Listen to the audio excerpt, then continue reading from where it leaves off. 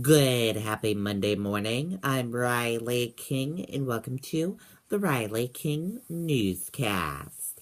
Let's get started. First up, serious accident closed 3 lanes on Everett Turnpike. Let's take a listen to this video from WMUR News 9, Nako Foliama. Always be precious, and she's thinking of you every minute of the day. No matter where you are, no matter what you do, let her know you're thinking of her too. MoneyGram, bringing you closer.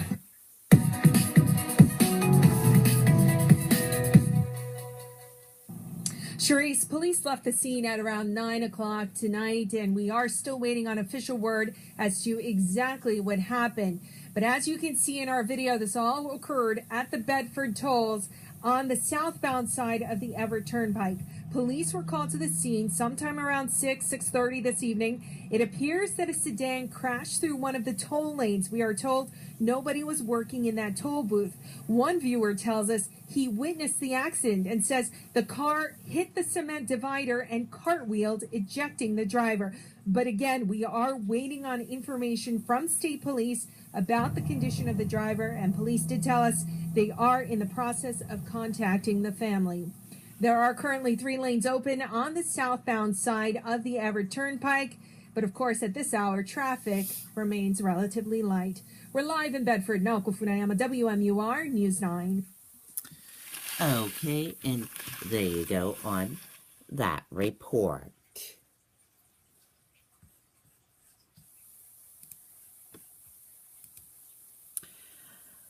Woman left for dead in middle of street.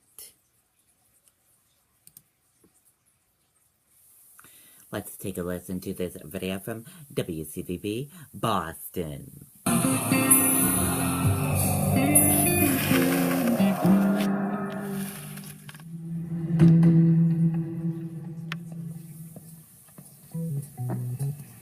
Webster police have been here all day long, and just seconds ago, state police as well as crime scene investigators just arrived here on the scene. I actually spoke with several friends of the victim. They say that she is a mother who was beaten right here in the middle of the street. Worcester DA Joe Early was on the scene speaking with Webster police earlier this afternoon. He told me this is a domestic incident. Investigators have been going in and out of the couple's home. Police also went door to door looking for more witnesses. Neighbors tell me the couple was fighting around 8 o'clock this morning. The woman was seen yelling, throwing things off her porch, and then she was heard calling out for a friend to call police.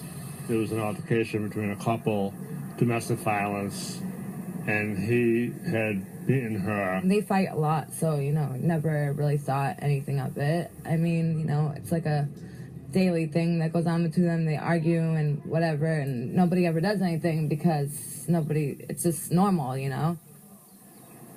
Friends and witnesses saw police take the boyfriend away, and as police continue to investigate, other friends are now taking care of the couple's young child right now. We're told that child did not see any of the violence today. Back. Okay, and there you go on that report.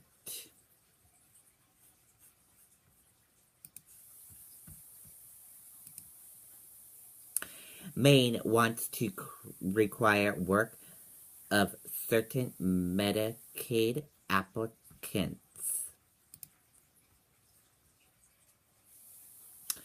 Governor Paul LePage's administration is asking President Donald Trump to allow Maine to require certain adults to work to receive Medicaid. The state wants to continue an individual's personal asset when determining Maine care ability and wants to collect monthly premiums for adults who have the ability to earn income. The Department of Health and Human Service Commissioner Mary May Hay says the administration will submit the request following public hearings scheduled for May 17th in Portland and May 18th in Augusta. The state also will accept public comments on the waiver request through May 25th.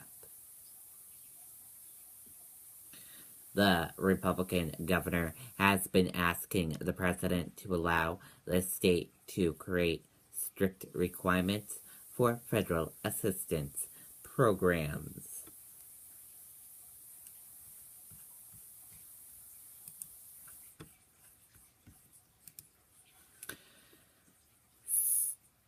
These three big investors' worries seem way overblown.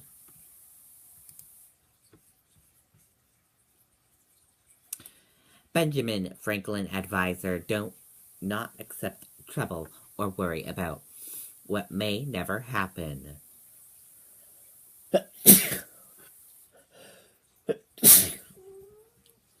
Easy for him to say, though. His wealth has in print shops and newspapers 200 years before the internet. On Wall Street today, worrying aloud is the way to sound smart and convene that they're paying attention to the capital destroying risk. However, remote promise to anticipate trouble for a fee is that the hedge fund industry model.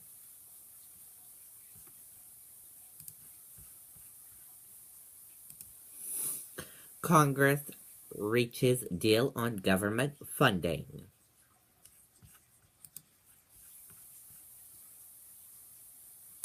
Negotiations have reached a deal on fund the government through September.